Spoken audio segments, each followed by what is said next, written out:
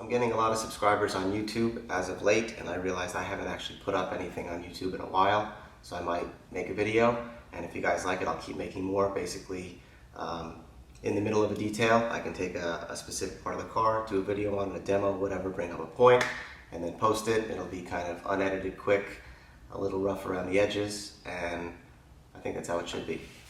So one thing I want to talk about today, which I thought was just something that kind of popped up in this detail, and it's something I haven't really thought about in a while. The use of all these new DA machines, stuff like the Roops, the Griots, whatever, to do tremendous levels of correction is awesome. I think it's great. It's a lot safer than obviously using a rotary. But for some reason, I think people start to forget how powerful and how useful the rotary is when it's used properly and when to use it in the right situation.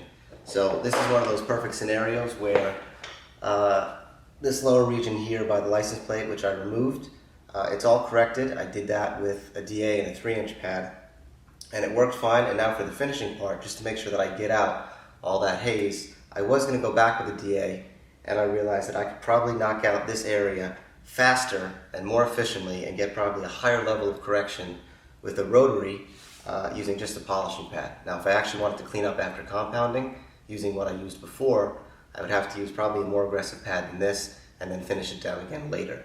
So what I'm going to do here is use a less aggressive pad, less aggressive polish with a rotary, more powerful machine, and get pretty much the same results in what I think will be less time.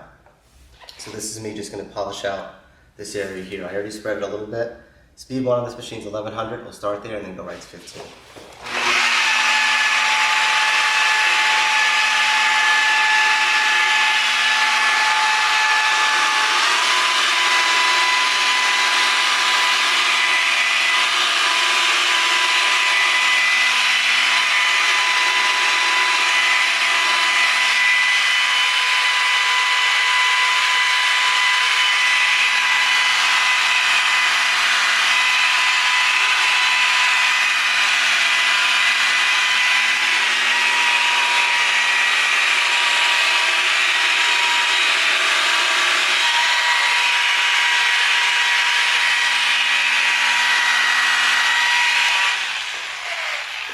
So why I chose to use a rotary on this area and not the DA is for two particular reasons. Number one is this little curve down here that couples over the exhaust, and is this bend right here.